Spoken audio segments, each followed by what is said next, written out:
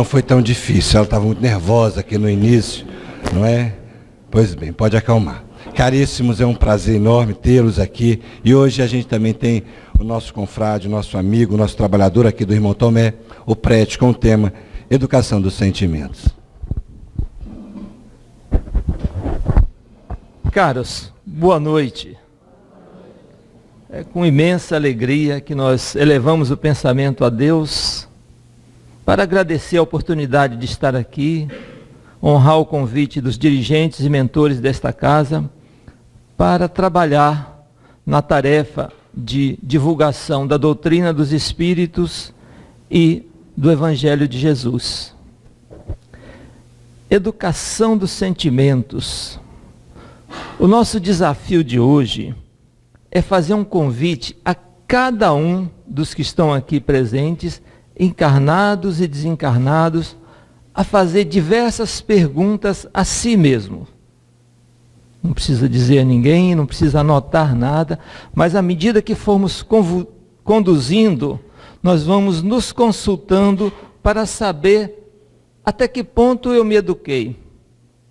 O que é que falta para chegar? E nós vamos colocar tudo numa sequência e tentar conduzir de uma forma alegre, para que esse trabalho de consulta íntima não seja um fardo, um peso, nada disso. Vamos começar. O Evangelho segundo o Espiritismo tem uma página muito interessante e fala: aquele que pensa em fazer o mal e nisso se compraz, o trabalho está por fazer-se. Está na página 126. Naquele a quem a ideia do mal acode, mas a repele, há progresso em andamento. O trabalho foi iniciado. E naquele que nem sequer concebe a ideia de fazer o mal, há progresso. O trabalho já está feito. Ou seja, nós temos uma gradação que mede de um estado de ignorância a um estado de esclarecimento. E a referência é o impulso ou a ideia de fazer o mal. No Evangelho de Lucas, capítulo 6, versículo 45, tem algo parecido. O homem bom tira coisas boas do tesouro que está em seu coração. O homem mau tira coisas más do mal que está em seu coração, porque a sua boca fala do que está cheio o seu coração. Essas são as referências iniciais para nós começarmos a nos situar intimamente na educação dos sentimentos. Nós trouxemos aqui um quadro chamado Janela de Johari, ou Reflexos do Eu. Johansson e Harrison, dois americanos psicólogos, na década de 50, desenvolveram esse quadro, que ele é muito interessante. Ele começa com uma área aberta. Nessa área aberta estão depositados tudo o que eu sei de mim e tudo que os outros sabem de mim. É uma área em que não há segredos. Numa segunda janela, foi concebida uma área cega. É aquilo que só os outros sabem de mim, que eu não tenho nem ideia. É como eu sou visto. Na terceira janela, é como eu me vejo.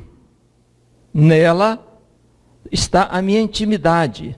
São coisas que ninguém sabe de mim e que eu procuro não divulgar. E por último, uma outra janela é aquela em que estão armazenadas as coisas de mim que eu não sei que sou, que eu ainda não sei que sou e que ninguém sabe. E a confusão que nós fazemos já começa por aqui.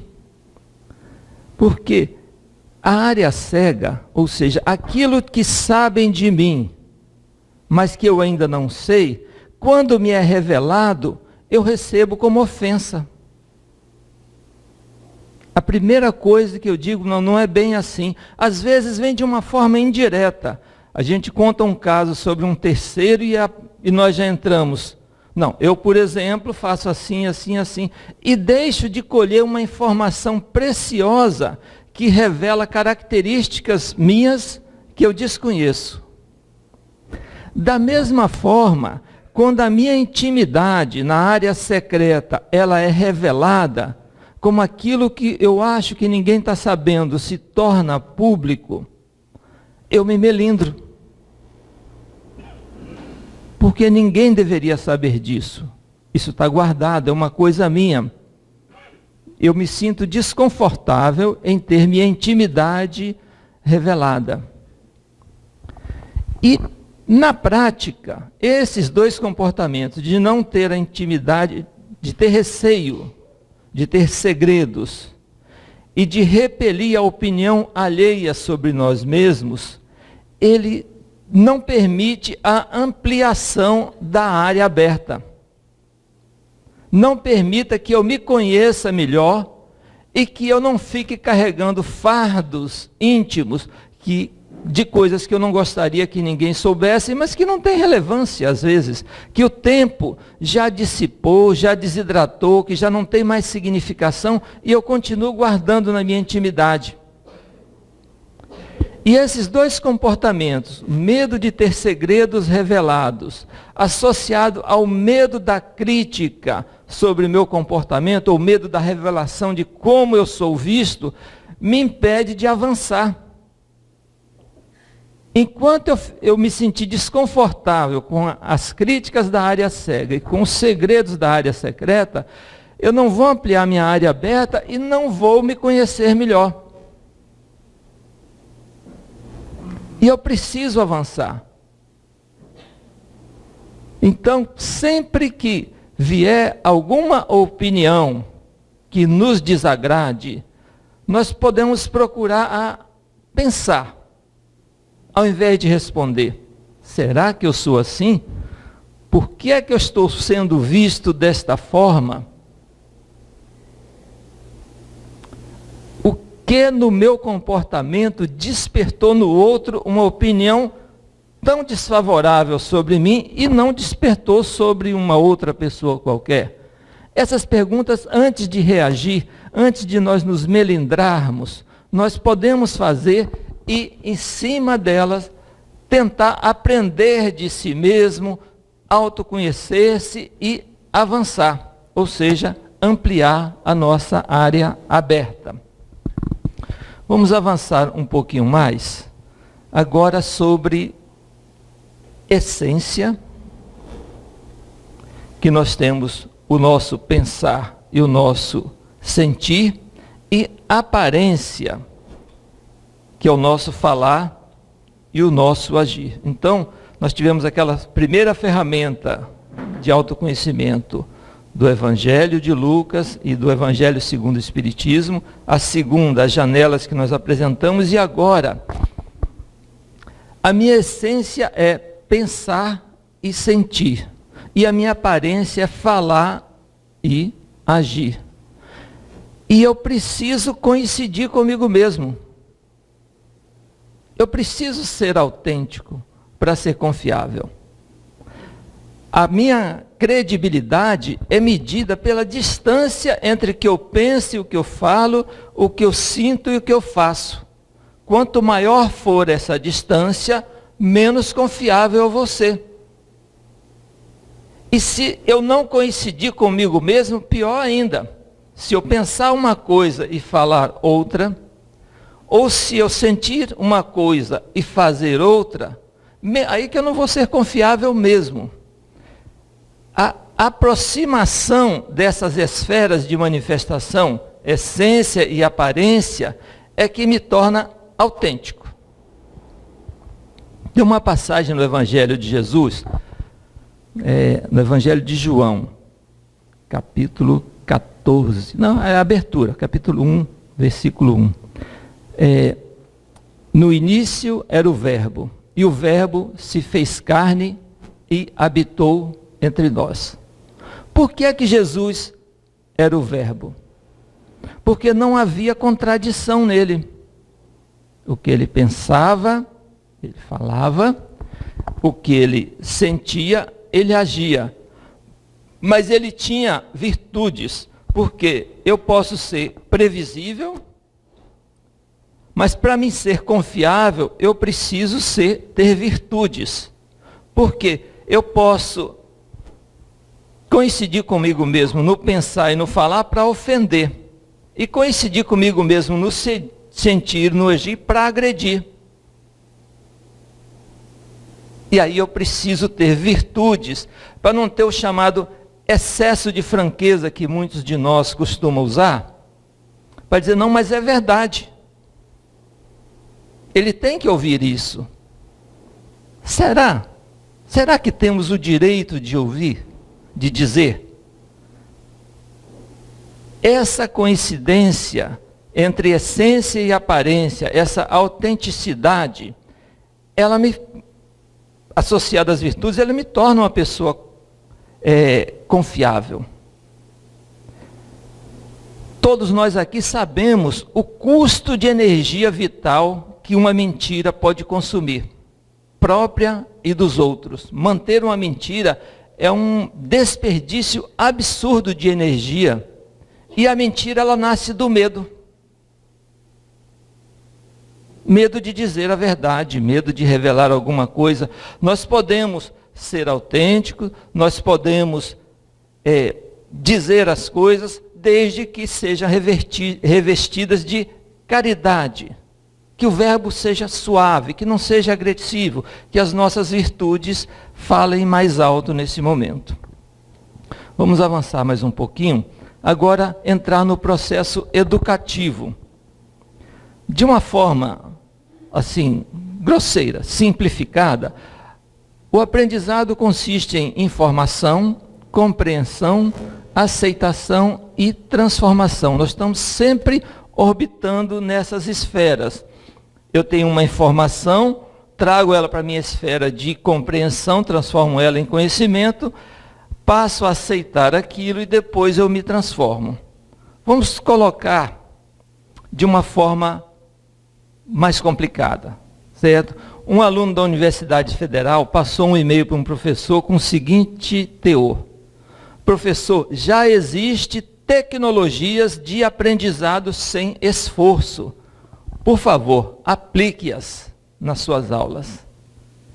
E aí eu fiquei buscando o que seria uma tecnologia de aprendizado sem esforço. E a tecnologia é a ciência colocada em prática. E a ciência é uma coisa muito trabalhosa, não tem como. Então, em cima dessa ideia desse aluno brilhante, nós desenvolvemos esses slides aqui. Nós partimos de um imenso oceano. Esse imenso oceano nós vamos dividi-lo ao meio. Metade é informação. Eu tenho informação, jornal, revistas, livros, conversas, todas as fontes de informações possíveis que estão disponíveis para nós. E no outro lado eu tenho a minha ignorância. Em meio à minha ignorância e às informações, eu tenho a inteligência. Por meio da inteligência, eu transformo um oceano imenso de informações e ignorância numa pequena praia de conhecimento. Ou seja, de todas as informações disponíveis, o que a minha ignorância permite suprir lacunas é só uma praiazinha. Dessa praia de conhecimento, eu posso extrair um riacho de aceitação, ou seja, daquilo que eu recebi de informação, que eu compreendi, transformei em conhecimento, eu aceito muito pouco. Tem muita coisa que eu ouço, compreendo, mas não concordo. E aí, do riacho de aceitação, nós temos um pequeno córrego de transformação, que é onde está o processo educativo, a ponta do processo educativo. Então, não tem como nós fazermos esse processo todo, sair de um estado de ignorância a partir de informações variadas e dispersas e chegar à transformação, a condutas, a comportamentos sem esforço. e sem tempo. Esse trabalho é milenar. Nós estamos aqui há milênios tentando compreender esse processo e tentar chegar nisso. Em síntese, o conhecimento seria a informação assimilada, a aceitação seria o conhecimento convertido em experiência, e a transformação é a experiência convertida em comportamento. Todos aqui estão mais ou menos na faixa dos 15 aos 30, percebem que não é um processo fácil. Leva tempo até compreender como é esse processo, e sem esforço nem pensar. Vamos avançar agora, partindo de uma matriz conhecida de todos, que são os pecados capitais. Agora que vem o convite, nós vamos analisar a vaidade, a preguiça, a luxúria, a inveja, a avareza, a gula e a preguiça.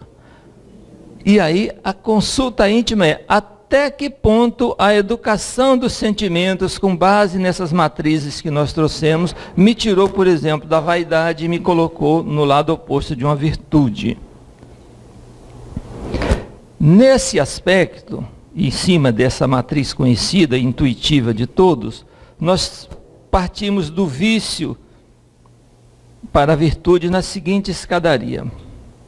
Eu tenho um vício, eu começo com perseverança, depois sofrimento, porque não tem transformação sem sofrimento. Quando eu me transformo, eu estou abrindo mão da zona de conforto. E é extremamente desagradável. Hábitos novos, coisas novas, tudo me incomoda. Eu tenho que ter disciplina, aceitação. Eu tenho que compreender, a aceitação é compreender o processo como algo útil, algo que está me transformando em uma pessoa melhor. Esforço, perdão, amor e virtude. Não é fácil. Essa é a famosa porta estreita, colocada sobre a forma de uma escadaria, certo? Nós sairmos de um vício para uma virtude, nós entramos num processo de autolimitação aos desejos. Aquilo que eu quero, ou que eu gostaria de fazer, já não convém mais àquele que eu quero ser. E eu passo a não mais me comportar daquela forma, a abrir mão de determinadas condutas em busca de virtudes. Não é um processo fácil, não é um processo simples, mas todos nós estamos em meio a essa luta. Então vamos começar com o pecado da vaidade. Qual o pronome mais utilizado, o pronome preferido do vaidoso? Eu.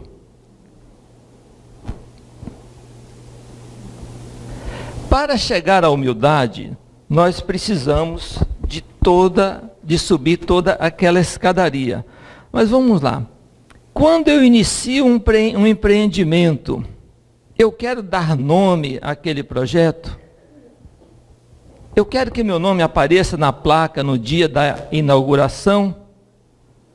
Ou eu já sou capaz de realçar a participação de alguém que eu não considero tão importante quanto o que eu fiz e dizer: olha, fulano foi brilhante. Mesmo o meu íntimo dizendo: eu fui melhor, sem mim isso não aconteceria. Será que a minha vaidade já permite anular um pouquinho o eu?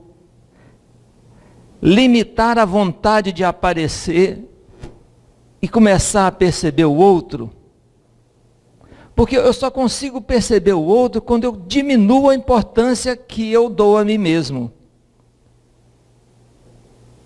E aí eu enxergo tudo. Mas enquanto a vaidade faz com que eu só veja a mim e as minhas obras, eu não consigo ver o outro. Eu não consigo valorizar, não consigo dar importância a nada que não tenha nascido das minhas ideias. O máximo que eu posso dizer, eu também penso assim. Mas eu pensei primeiro. Vamos lá? A preguiça. Como é que eu saio da preguiça para ir para a diligência? Vamos começar na autoanálise de manhã. Quando eu levanto, eu arrumo a minha cama. Quando eu entro no ambiente e saio, eu deixo esse ambiente em condições de ser utilizado. Eu sou prestativo ou sou indiferente com as dificuldades alheias? Eu tomo a iniciativa de dividir tarefas para atrair mais trabalho para mim? Às vezes eu já terminei minha tarefa, o colega está em dificuldade. Será que eu saio daqui, vou lá na mesa dele e falo assim, vamos dividir, deixa eu te ajudar para todo mundo sair mais cedo?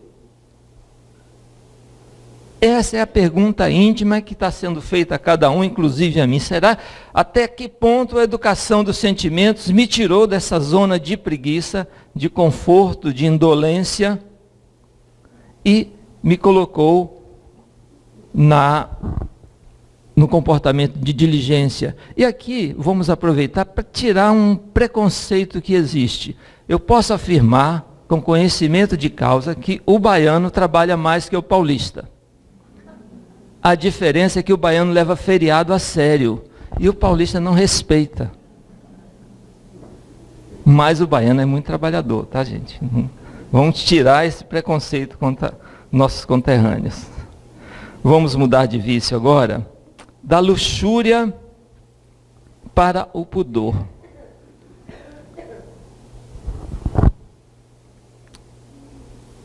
Eu estou tentando me equilibrar entre a satisfação dos sentidos físicos e o meu equilíbrio psíquico.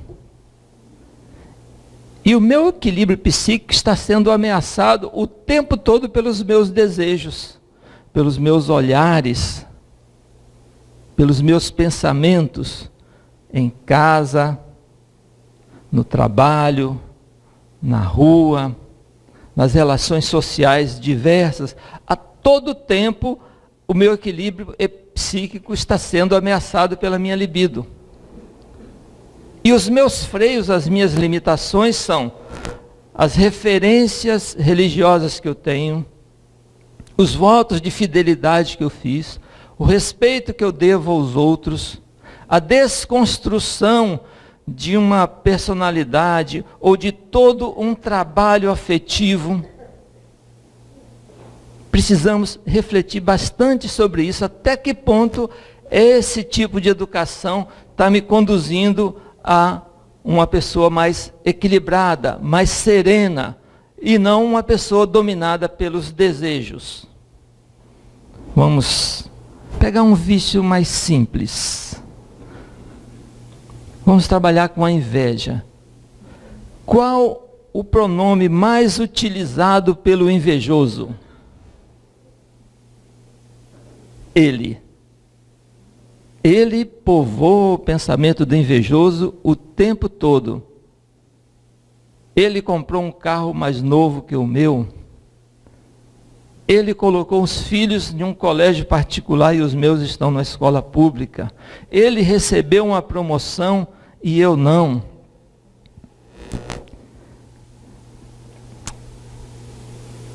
As minhas atitudes nesse campo da inveja, elas representam um atraso, elas me apequenam. Porque quando as minhas atitudes, elas buscam melhorar a vida dos outros, eu passo a ser uma referência. Eu posso ser uma fonte de inspiração para os outros. Mas quando as minhas atitudes são para impressionar os outros, aí eu passo a me escravizar. Eu sou escravo das minhas atitudes, buscando elogios, buscando coisas que eu ainda não alcancei. Lembra daquelas janelas? Querendo ser visto como eu ainda não sou, ou como eu não sou visto. Viro um caçador de elogios. Até que ponto eu saí da inveja para o altruísmo por meio da educação dos sentimentos. Perseverança, sofrimento, disciplina, aceitação, esforço, perdão e amor. Vamos ao meu vício predileto agora. Avareza. Até que ponto eu saí da avareza a caminho da generosidade? Será que eu já parei de colocar meus sonhos na poupança e comecei a realizá-los? Como é que eu me comporto com as pessoas que me servem? Aquelas pessoas que trabalham na minha casa. A comida que eu sirvo para elas é a mesma que eu sirvo para mim e para os meus filhos? Ou é diferente?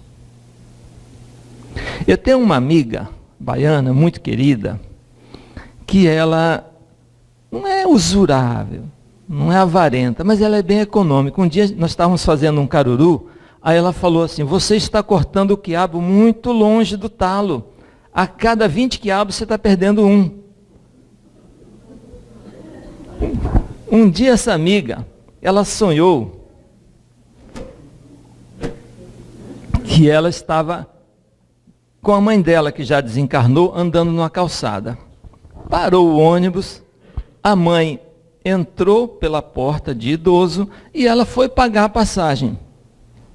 E aí ela entregou R$50 ao cobrador e antes do cobrador entregar o troco, ela acordou do sonho. Mas acordou desesperada, esqueceu até da mãe. Ficou preocupada, não anotei o número do ônibus, não anotei a placa. E agora? Acordou no prejuízo, sinceramente. Certo? Vamos pensar em uma outra coisa aqui, no campo da generosidade. Eu estou andando na calçada, e aí eu vejo um irmão em dificuldade. Eu decidi, eu vou ajudar. A compaixão bateu. Aí eu pego a minha carteira, abro, e quando eu olho, eu só tenho cédulas de R$50. O que é que eu faço? Num ato de desapego, eu entrego R$50 a ele, nego o que eu estou sentindo e não, vou ajudar em outra oportunidade, agora não dá, agora eu estou impossibilitado. Porque eu dou esmola de moedas, ou R$2, no máximo R$5, e 50 é algo inconcebível. Eu falo, não, aguarde aí que eu vou trocar o dinheiro. Ou, para simplificar, e nós estamos na era moderna, eu olho para ele assim e falo: o senhor aceita cartão? Até que ponto eu saí da avareza para a generosidade? Nós precisamos ter esse conceito.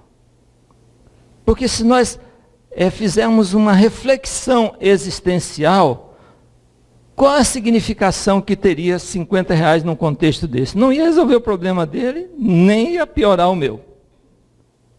Mas o apego, o hábito de não refletir, de repetir um comportamento milenar, de sempre dar esmolas por meio de migalhas, e nunca tomar a iniciativa de ser generoso, e nunca parar para refletir de como eu estou me comportando com relação até ao que eu sinto, até a minha compaixão, ela está sendo limitada pelo meu apego ou pelo meu comportamento passado. Vamos trocar de pecado, vamos falar de uma coisa mais agradável, vamos falar sobre a gula. Como é que eu estou nesse trajeto entre a gula e a moderação? Vamos começar por uma pergunta mais simples. Sobra comida no meu prato? Será que na hora de eu fazer o meu prato, no self-service, por exemplo, nós temos um amigo aqui que tem um self-service, ele sabe o tanto de comida que sobra e que é jogado fora. Certo? Será que na hora de eu fazer o prato, eu estou conectado com a minha necessidade ou com o meu desejo? São reflexões muito simples. Vamos pensar em um outro exemplo. As companhias aéreas davam lanche gratuito para todos. E aí 99% das pessoas aceitavam o lanche mesmo sem fome. Agora, as companhias aéreas estão cobrando pelo lanche. Agora só 1% está aceitando o lanche, está comprando o lanche. O que estava acontecendo comigo? Eu estava comendo sem fome só porque era de graça? São coisinhas simples, certo? Ou vou fazer uma pergunta indiscreta para todos aqui. Como que é o meu comportamento no buffet de doce de um aniversário de um casamento?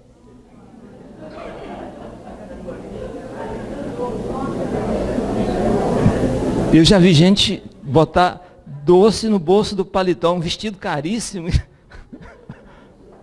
levar uma sacolinha, tentar equilibrar os doces assim com a mão. São reflexões que nós podemos fazer, porque são comportamentos irrefletidos e completamente desconectados da nossa necessidade de nutrição. A história da humanidade é a história da fome, da guerra e das epidemias. Mas nós estamos vivendo uma era de fartura. Mas nós ainda estamos presos nas necessidades do passado. Se pararmos para refletir, a maioria de nós não tem dúvida do que vai comer hoje à noite, amanhã de manhã, durante a semana, durante o mês ou durante o resto da vida. Não estamos mais na luta pelo alimento. Então nós precisamos fazer aquela dieta clássica que os gurus da Índia ensinam. Antes de me servir, eu consulto a mim mesmo o que é que eu preciso e coloco no meu prato só o que eu preciso. Estamos muito distantes disso, mas a educação dos sentimentos e a compreensão dessa necessidade de moderação vai nos trazer. É isso. Vamos agora ao último dos pecados, e o não menos importante, a ira. Será que eu já cheguei na mansidão em termos de virtude ou ainda estou na ira? A ira faz com que, quando eu estou com raiva, eu utilize o passado para resolver os problemas e não o futuro. E quando alguém me faz raiva, essa pessoa está me dizendo: você aceita passar 1 milênio ou 2 milênios de mãos dadas comigo? Se eu reagir com raiva, eu estou aceitando o convite.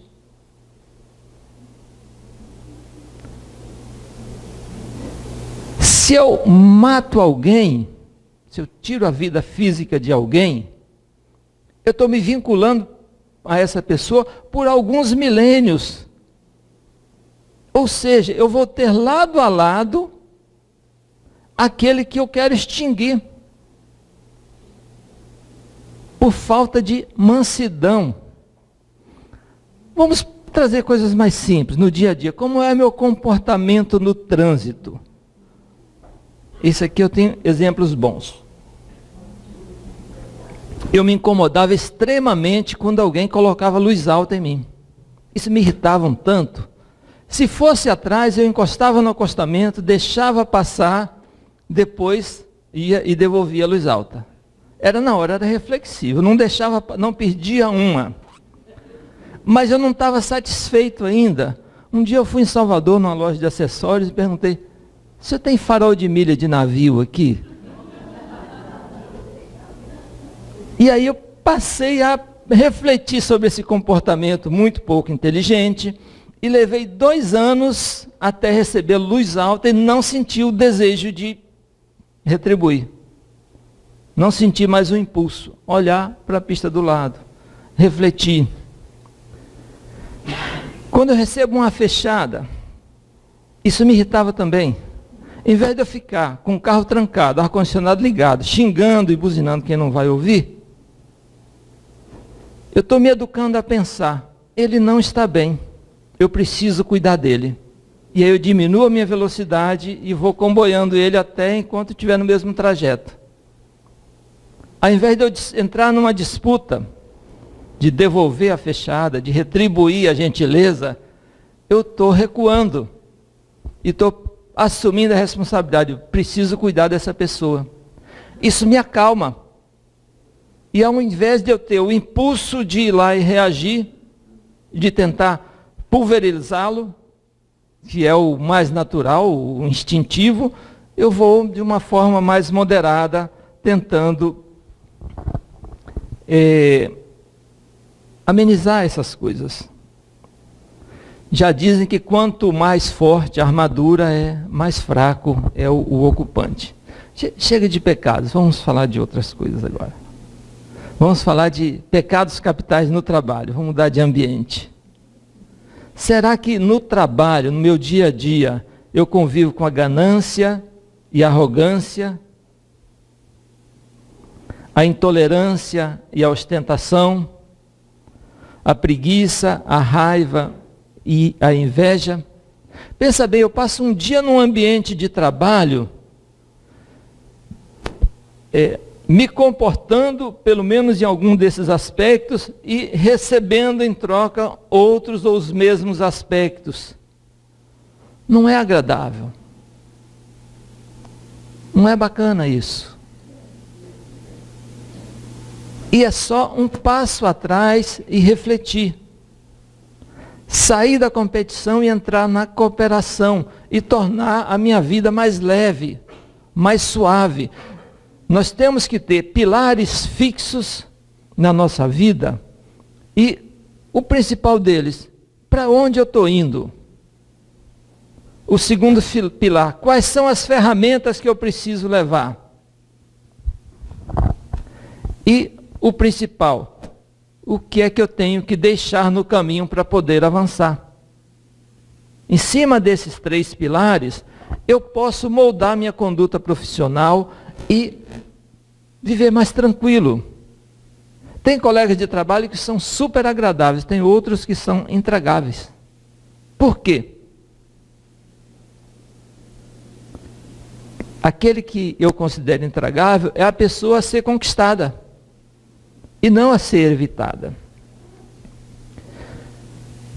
Tem uma página na internet que eu achei interessante fazer parte desse trabalho, que são os pecados capitais nos aplicativos.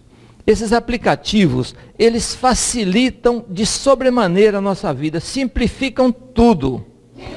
Mas a forma como nos relacionamos, como utilizamos esses equipamentos, pode ter algum excesso, porque a ferramenta ela é neutra. O uso que eu faço dela é que diz a aplicação que ela vai ter. Será que eu estou usando o Instagram para realçar a minha vaidade? Ou o LinkedIn? LinkedIn é uma ferramenta de projeção profissional, onde eu coloco o meu currículo em busca de colocação profissional. Mas você começa a ler os currículos que tem ali, o cidadão tem uma empresa individual, ele coloca o cargo, President. É só ele ali, mas ele é o presidente daquela empresa. E cargos em inglês, e um monte de... sem necessidade.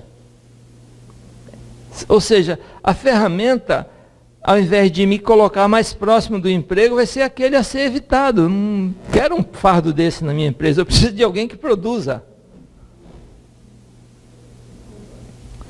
Será que eu estou exalando a minha raiva por meio do Twitter? Aquela frase curta que incomoda e causa desastres. Eu conheço uma pessoa famosa que usa muito isso. Bota uma frase no Twitter e uma página para consertar. E a minha luxúria? Eu estou no Tinder, me relacionando diretamente, achando que ninguém está me vendo e me expondo. Tudo fica registrado. Quando eu uso o Facebook, será que eu estou colocando a minha inveja à disposição dos outros? Ou quando eu peço comida no iFood, a minha gula está sendo desmedida? Ou o meu aplicativo predileto, Netflix, será que a minha preguiça está se estacionando nesse aplicativo e eu estou deixando de fazer coisas importantes? Porque eu posso me equilibrar dentro de todos, e são ferramentas formidáveis. Mas eu preciso saber lidar com essa tecnologia, porque senão eu me escravizo a ela e me imbecilizo com o tempo. Não é crítica à ferramenta, e sim, nós precisamos amadurecer para tornar essa ferramenta com o potencial de utilidade que ela tem. Ainda sobre pecados capitais, Mahatma Gandhi trouxe 7 pecados responsáveis pelas injustiças sociais. Belíssima essa página dele. Conhecimento sem sabedoria. Muitos de nós já ouviu falar. Prazeres sem escrúpulos. Altruísmo sem sacrifício. Ciência sem humanismo. Em uma palavra, a bomba atômica. Comércio sem moral. Quem já viu aquele litro de 900 ml ou dúzia de 10 ovos? São subterfúgios utilizados para levar vantagem. Riqueza sem trabalho. E política sem idealismo. São expressões eloquentes que o Mahatma coloca para nós, que precisamos refletir sobre elas. Certo? Refletir em qual delas nós estamos incorrendo, e essa participação nossa nessas condutas é a nossa responsabilidade pelo quadro que vivemos. Se eu não faço nada disso aqui, não dá nem para entender o que é que eu estou fazendo nesse planeta. Alguma coisa eu estou fazendo ou deixando fazer. Chega de pecado por hoje, vamos para as virtudes agora. Por que algumas vezes eu me orgulho do que deveria me envergonhar? E isso acontece. Às vezes, no auge da raiva, que eu estou contando uma vantagem, eu estou contando um caso, que eu coloco um floreio, e depois, se eu colocar aquela história no crivo das virtudes, minha fotografia não sai bonita. Só eu que estou me vendo belo, mas eu estou me expondo de uma forma desnecessária. Em O Livro dos Espíritos, quando se fala de lei divina e lei humana, tem uma página que fala sobre isso. Muitos confundem as leis que regulam as condições da vida, da alma, com as que regem a vida do corpo. São ensinados falsos princípios, apresentando como divinas leis humanas direcionadas para servir as paixões e dominar os homens. Há pouco tempo, eu estava observando a seguinte situação. 2 pessoas tinham uma relação financeira e uma estava devendo uma quantia significativa à outra. E o credor falou: olha, eu estou precisando do meu dinheiro, já passou da data. E ele falou: quem controla as minhas finanças é a minha esposa. Então dá uma ligada para ela e resolve isso com ela. Passado um tempo, ele liga para a esposa não dá a resposta na hora. Depois dá o retorno: olha, eu conversei com o pastor, e o pastor disse que está na Bíblia que uma mulher não deve se meter nos negócios do marido, então eu não posso ajudar. E pronto. Percebe? Usa-se uma falsa interpretação de uma lei divina para dar calote nos outros. Por que é que isso acontece? Ainda em O Livro dos Espíritos, na questão 785, é dito que o maior obstáculo, egoísmo, o maior obstáculo ao progresso moral é uma das alavancas do progresso material. Vamos pensar aqui no materialista. Para o materialista, a virtude é um atraso de vida. Para que considerar os outros? Não faz sentido nenhum eu pagar dívidas. Não faz sentido nenhum, dentro de um aspecto puramente material, eu ter consideração pela esfera de direitos alheias. Da mesma forma, dentro de uma ótica da moral espírita, ou dentro de uma ótica espiritual, o materialismo é uma perda de tempo. Mas só que nós temos que nos equilibrar, e Jesus nos orienta a viver de acordo com os homens do nosso tempo, entre um e outro. Sem o egoísmo, seria impossível um planeta como esse ter mais de 7 bilhões de habitantes vivendo de forma organizada. Parece que está bagunçado, mas está tudo funcionando bem. Certo? A cada um segundo suas obras e a vida que segue. Sem o egoísmo isso seria impossível. Se você colocar só espiritualistas para conduzir espíritos atrasados, não dá certo. E nós somos espíritos atrasados, nós estamos na Terra. Nós estamos no primeiro degrauzinho. Nós compreendemos bem o intelecto, compreendemos bem as leis materiais, mas na lei do amor nós estamos ainda nos alfabetizando. Nós estamos nas primeiras letras da lei do amor. Nós estamos falando aqui do basicão, educação dos sentimentos. E pedindo a cada um, encarnado e desencarnado, que consulte a si mesmo para buscar ser um eu melhor amanhã. De uma forma serena, tranquila, alegre. Nós somos eternos, não temos pressa, mas precisamos construir um amanhã seguro. Se eu não estou satisfeito com o meu presente, ele foi soma do meu passado. Se eu quero ter uma vida melhor, eu preciso no meu presente investir, planejar e construir uma encarnação melhor. E eu posso fazer isso agora. A grande sacada é descobrir que eu reencarno, que eu evoluo. Se eu tenho esses atributos, eu posso planejar, eu posso escolher. Eu posso escolher quem vai ser meu amigo e meu inimigo na próxima encarnação. A minha conduta que vai ditar isso agora. É simples assim. O que nós precisamos, em cima desse conhecimento, é aceitar e nos deixar transformar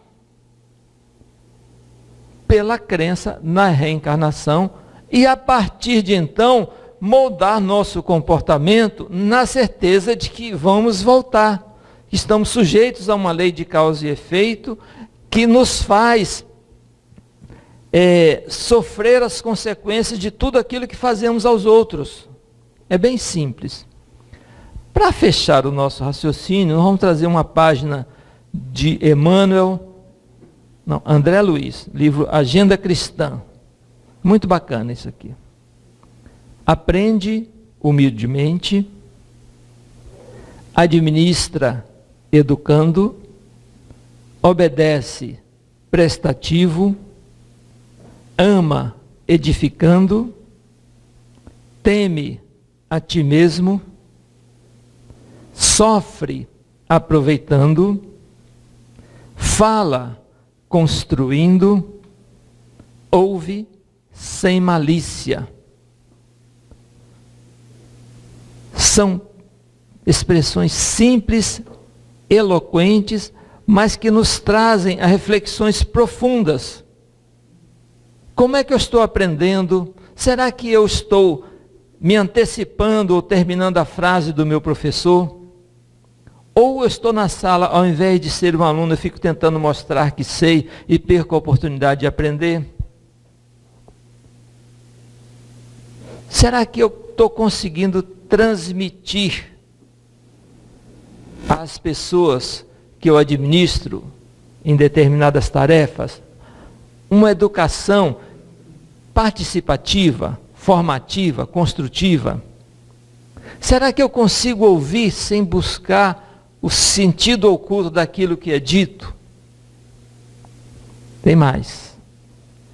Ora serenamente, espera trabalhando, coopera sem apego, confia vigiando, ajuda elevando, semeia sem aflição, esclarece respeitoso e, mais importante, perdoa sempre. Esse é o recado de hoje, em termos de educação de sentimentos. Nós trouxemos ferramentas de autoanálise, reflexões íntimas, questionamentos íntimos que vão nos guiar a caminhada. Reflitamos sobre isso e busquemos ser um eu melhor amanhã, melhor ainda depois de amanhã. Vamos deixar no passado aquilo que nos atrasa a caminhada. Nós agradecemos imensamente a vocês por nos ouvirem. Que Deus abençoe a todos. Muito obrigado.